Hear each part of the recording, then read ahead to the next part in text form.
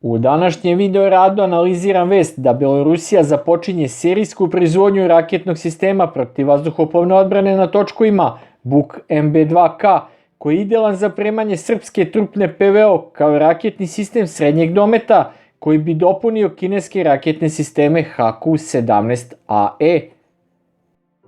Naime, na Međunarodnom sajmu odbrane MILEX 2025 održanom u Minsku od 21. do 24. maja, belorusko preduzeće za odbranu OKBTSP javno je predstavilo raketni sistem zemlja-vazduh Buk MB2K integrisan sa novo razvijenom vođenom raketom 9M318. Ovo je značilo prvo zvanično predstavljanje kompletnog raketnog sistema PVO nakon njegovog ranijeg pojavljivanja u prototipskom obliku na sajmu odbrane ADEX 2022 u Azerbejdžanu i završne serije lansirnih ispitivanja održanih u decembru 2024. godine u blizini ukrajinske granice. Buk MB2K je sada formalno u službi beloruskih oružanih snaga, što je u skladu sa javno izjavljenim ciljem Belorusije da postigne samostalnost u ključnim kapacitetima protivvazduhoplovne odbrane. Proizvodnja raketa u Belorusiji je doživjela postepeno, ali strateško povećanje tokom poslednje decenije sa ciljem smanjenja zavisnosti od zaostalih sovjetskih zaliha raketa i druge opreme i njihovih spoljnih dobavljača, uz istovremeno ispunjavanje obaveza prema Rusiji i proširenje industrijske saradnje sa Kinom. Belorusija trenutno proizvodi dva poznata tipa raketa 9M318 za sisteme protivvazduhoplovne odbrane Buk MB2 i MB3 i rakete za višecevni raketni sistem Polonez za koji je proizvodnja planirana, ali još uvijek nije potvrđeno da je ušao u punu serijsku proizvodnju. Belorusija takođe učestvuje u industrijskim partnerstvima koje bi mogla da uključuju proizvodnju komponenti raketa za ruske sisteme Iskander ili S-300 i S-400, iako konkretne količine ili detalji ugovora nisu zvanično objavljeni. Prateći put sličan onom koji je Kina prešla pre nekoliko decenija, Belorusija ima za cilj da ojača svoj industrijski suverenitet postepenim razvojem kapaciteta za internacionalizaciju više faza procesa proizvodnje raketa. Predstavnik organizacije Belpol procenjuje da bi do 2027. ili 2028. godine beloruska preduzeća mogla biti sposobna da proizvode do 300.000 svih tipova raketa godišnje. Buk MB2K je mobilni sistem protivvazduhoplovne odbrane srednjeg dometa, namenjen za presretanje više vrsta ciljeva u vazduhu, uključujući avione sa fiksnim krilima, helikoptere, bespilotne letelice, krstareće rakete, taktičke i balističke rakete, protivbrodske rakete i vođenu municiju lansiranu iz vazduha. Takođe je sposoban da dejstvuje na površinske i radiokontrastne ciljeve na zemlji. Sistem je projektovan da funkcioniše u uslovima kontinuiranog elektronskog ometanja i zasićenja vazdušnog prostora različitim pretnjama iz vazduha. Montiran je na platformu na točkovima koji pokreće dizel motor od 500 konjskih snaga, obezbeđujući maksimalnu brzinu do 60 km/h i operativnog dometa do 700 km. Radar sa faznom antenskom rešetkom je razvijen u Belorusiji i omogućava detekciju ciljeva veličine borbenog aviona na udaljenosti do 130 km i praćenje na 110 km kada cilj leti na visini od 3000 metara. U uslovima manjih nadmorskih visina helikopteri koji lete na 30 metara mogu se detektovati sa 8 km. Optoelektronski sistem za akviziciju ciljeva može pasivno identifikovati ciljeve koji se nalaze direktno u okruženjima na udaljenosti do 40 km, što je ključna karakteristika za operacije bez demaskirajućih elektronskih emisija u okruženjima sa elektronskim protivmerama. Domet ovog raketnog sistema se kreće od 3 do 70 km po daljini i od 15 metara do 25 km po visini, što mu omogućava da pokrije širok spektar konvencionalnih i slabo uočljivih pretnji iz vazduha. Komandno mesto i lansirne jedinice se mogu međusobno povezati kablovskim ili radio vezama do 10 km ili optičkim kablovima dužine do 120 km. Svako lansirno vozilo nosi 4 rakete 9M318 i sposobno je da postigne punu borbenu gotovost u roku od 5 minuta, smanjujući borbenu izloženost na vatrenom položaju zbog brzog premeštanja ili kao odgovor na pretnje iz vazduha koje se brzo pojavljuju, dejstvuju i zatim nestaju. Ovaj raketni sistem protivvazduhoplovne odbrane zadržava interoperabilnost sa ranim varijantama Buka, ali uključuje modernizovane softverske interfejse i digitalne podsisteme koji omogućavaju integraciju u šire mreže protivvazduhoplovne odbrane.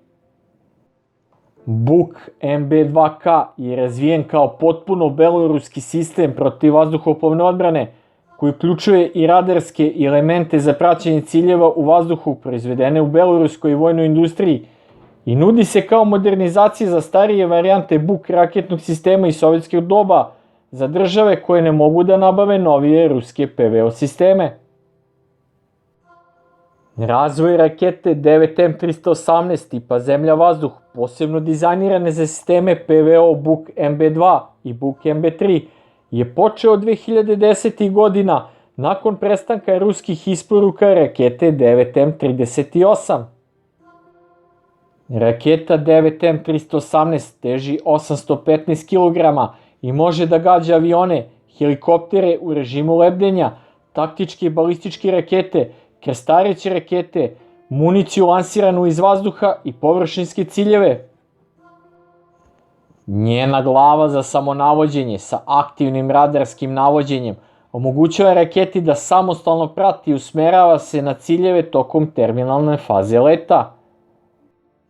Dizajn glave za samonavođenje rakete omogućava lansirnoj platformi da odmah nakon stupanja u rad aktivira kanal za dejstvo na cilj, što omogućava radaru da se fokusira na naredne pretnje u vazduhu i poboljša ukupnu efikasnost raspodele vatre.